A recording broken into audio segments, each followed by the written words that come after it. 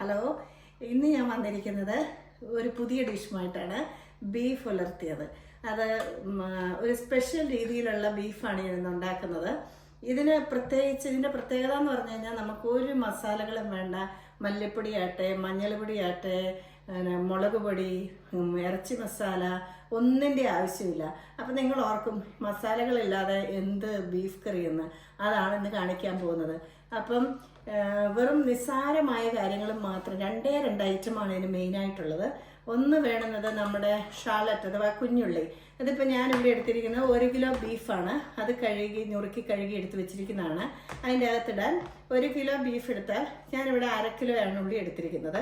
പിന്നെ നമുക്ക് വേണ്ടുന്നത് മുളക് പൊടിയൊന്നും വേണ്ട, ചില്ലി ഫ്ലേക്സ്, നമ്മുടെ ചതച്ച മുളകില്ലേ, ആ ചതച്ച മുളക്. ഇത് രണ്ടുമാണ് ഇതിൻ്റെ മെയിൻ ഇൻഗ്രീഡിയൻസ്. പിന്നെ നിങ്ങൾക്ക് വേണമെങ്കിൽ ഇഞ്ചി ചതച്ചതും വെളുത്തുള്ളി ചതച്ചതും ചേർക്കാം. പക്ഷെ അത് വേറൊരു ടേസ്റ്റ് ആവും. ഇതിൻ്റെ രണ്ടിൻ്റെയും കൂടി ടേസ്റ്റാണ് ഇതിൻ്റെ പ്രത്യേകത. അപ്പോൾ ഇത് ആർക്ക് വേണേലും, ഒരു കുക്കിംഗ് അറിയാൻ മേലാത്തവർക്ക് വേണേലും ബീഫ് മേടിച്ച് പെട്ടെന്ന് ഉണ്ടാക്കാവുന്നേ ഉള്ളൂ. പിന്നെ നമ്മൾ അഡീഷണൽ ആയിട്ട് ചേർക്കുന്ന ഏതൊരു കറിക്ക് ഇടുന്ന പോലെ ഉപ്പിടണം, പിന്നെ കുറച്ച് കറിവേപ്പില. ഇത്രയും മാത്രമേ ആവശ്യമുള്ളൂ. അപ്പോൾ ഈ വീഡിയോ നിങ്ങൾ സ്കിപ്പ് ചെയ്ത് കാണണം. ഇതെങ്ങനെ ഉണ്ടാക്കുന്നതെന്ന് നിങ്ങളും പഠിക്കണം, എന്നിട്ട് ഉണ്ടാക്കി നോക്കണം.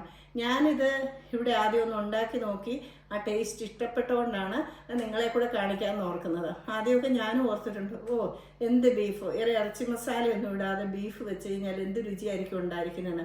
അപ്പം നിങ്ങളൊന്ന് ഉണ്ടാക്കി നോക്കി, നമുക്കിതൊന്ന് ഉണ്ടാക്കി നോക്കാം. അപ്പം അതെങ്ങനെയാണ് ഉണ്ടാക്കുന്നതെന്ന് കാണിക്കാമല്ലോ. ബാ, ഇപ്പം ഇതാ നമ്മുടെ എണ്ണ ചൂടായിട്ടുണ്ട്. ഇനി നമുക്ക് ഇതിൻ്റെ അകത്തോട്ട് ഉള്ളി ഇട്ട് കൊടുക്കാം. അപ്പോൾ ഈ ഉള്ളി ഒന്ന് ചെറുതായിട്ടൊന്ന് വഴകുന്നിടം വരെ ഇളക്കി കൊടുക്കണം. ഉള്ളി ഒന്ന് ചെറുതായിട്ടൊന്ന് ചൂടായിട്ടുണ്ട്. ഇതൊത്തിരി വേവോ വഴച്ചോ ഒന്നും വേണ്ട, ഒന്ന് എണ്ണയ്ക്കകത്തൊന്ന് ജസ്റ്റ് ഒന്ന് വഴറ്റിയാൽ മതി. ഇനി നമുക്ക് ഈ ചതച്ചമുളക് ഇട്ട് കൊടുക്കാം. അത് കുറച്ച് 2-3 ടേബിൾ സ്പൂൺ ഞാൻ ഇട്ട് കൊടുക്കുകയാണ്. അത് വിട്ട് ഇനി നമുക്ക് കുറച്ച് കറിവേപ്പിലയും കൂടി ഇടാം. പിന്നെ ആവശ്യത്തിന് ഉപ്പും കൂടി ഇട്ട് കൊടുക്കാം. ഉപ്പ് പിന്നെ വേണമെങ്കിൽ ഇടാമല്ലോ, ഇപ്പം ഞാൻ കുറച്ചിരുന്നുണ്ട്. ഇനി ഇതൊന്ന് ചെറുതായിട്ടൊന്ന് ഇവിടെ ഇരുന്ന് വഴരട്ടെ കേട്ടോ. ഈ പറയുന്ന വേറെ ഒരു പൊടികളും ഞാൻ ഇടുന്നില്ല. നിങ്ങൾക്ക് കാണാമല്ലോ, ഞാൻ ഉള്ളിയും ചതച്ച മുളകും കറിവേപ്പിലയും ഉപ്പും ഇത്രയും മാത്രമേ ഇതിൻ്റെ അകത്ത് ആഡ് ചെയ്യുന്നുള്ളൂ. ഇതൊന്ന് ചെറുതായിട്ടൊന്ന് വഴരട്ടെ. അപ്പോൾ ഇത് കണ്ടോ, നമ്മുടെ ഉള്ളിയും ഈ മുളകും എല്ലാം കൂടെ ഒന്ന് മിക്സ് ആയിട്ടുണ്ട്, ചെറുതായിട്ടൊന്ന് ചൂടായിട്ടുണ്ട്. ഇനി നമുക്ക് എടുത്ത് വെച്ചിരിക്കുന്ന ബീഫ് ഇട്ട് കൊടുക്കാവേ.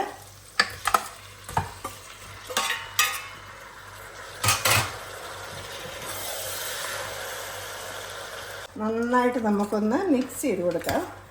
എല്ലായിടവും ഒന്ന് പിടിച്ച് ഒന്ന് മിക്സ് ചെയ്ത് ഇനി നമുക്കിത് അടച്ച് വെച്ച് ഈ ബീഫിന് ഞങ്ങൾ സ്ഥിരം മേടിക്കുന്ന ഈ ബീഫാണ്. ഇതിനൊരു 4 വിസിലാണ് എപ്പോഴും കൊടുക്കുന്നത്. അതുപോലെ നമുക്കൊരു 4 വിസിൽ വരുന്നിടം വരെ ഒന്ന് വേകട്ടെ. ഇപ്പം ഇതിന് 4 വിസിൽ വന്നിട്ടുണ്ട്. വിസിലൊക്കെ പോയി. ഇനി നമുക്കൊന്ന് തുറന്ന് നോക്കാം. ഇത് കണ്ടോ നിങ്ങൾ, അടിപൊളിയായിട്ട് വന്നിട്ടുണ്ട്. ഇത് നമുക്ക് ഇതിൻ്റെ ചാറ് പറ്റിക്കേണ്ട ആവശ്യമൊന്നുമില്ല.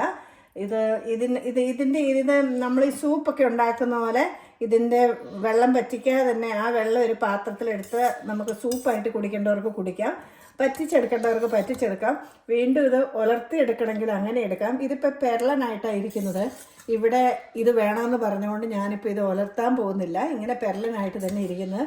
ഇനി നമുക്കിതൊരു സെർവിങ് ബോളിലോട്ട് മാറ്റാം. അപ്പോൾ ഇത് നമ്മുടെ ബീഫ് ഞാനൊരു ബോളിലോട്ട് മാറ്റിയിട്ടുണ്ട്. ഇത് ഞാൻ ടേസ്റ്റ് ചെയ്ത് നോക്കി, ചുമ്മാ പറയുന്നതല്ല, അസാധ്യ രുചിയാണ് ഇതിന്. കാരണം നമ്മൾ ഓർക്കും ഒരു മസാല ഒന്നുമില്ലല്ലോ, ഇത് എന്ത് രുചിയാണെന്ന്. അങ്ങനെ ഞാനും നിങ്ങളെപ്പോലെ തന്നെ അങ്ങനെ ചിന്തിച്ചതാണ്. പക്ഷെ നിങ്ങൾ ഇതൊന്ന് ഉണ്ടാക്കി നോക്കിയേ, ഒരു പ്രത്യേക ടേസ്റ്റ്. കാരണം ഈ കുഞ്ഞുള്ളിയിലും ആ മുളകിലും കിടന്ന് അലിഞ്ഞ് വെന്ത് ഒരു പ്രത്യേക ടേസ്റ്റാണ്. ഇതിന് വേറെ ഒരു കളറോ ഒന്നും ചേർത്തിട്ടില്ല. അപ്പം നിങ്ങൾ ആർക്ക് വേണമെങ്കിൽ ഇത് എളുപ്പം ഉണ്ടാക്കാം. കുറച്ച് വൈനൊക്കെ അടിക്കുന്നവർക്കാണെങ്കിൽ ഇത് വളരെ രുചികരമായിരിക്കും ഈ ബീഫ് ഇങ്ങനെ ഉണ്ടാക്കിയാൽ കേട്ടോ. അപ്പം നിങ്ങൾ എൻ്റെ വീഡിയോ ആദ്യമായിട്ട് ഇത് കാണുന്നെങ്കിൽ സബ്സ്ക്രൈബ് ചെയ്യാൻ മറക്കരുത്. അതുപോലെ തന്നെ ഈ വീഡിയോ കണ്ട് ഇഷ്ടപ്പെട്ടാൽ ലൈക്ക് ചെയ്യാനും കമൻറ്റ് ചെയ്യാനും ഷെയർ ചെയ്യാനും മറക്കല്ലേ. വീണ്ടും ഇതുപോലെയുള്ള നല്ല വീഡിയോസുമായിട്ട് ഞാൻ വീണ്ടും വരുന്നതായിരിക്കും. അതുവരെ ബൈ ബൈ.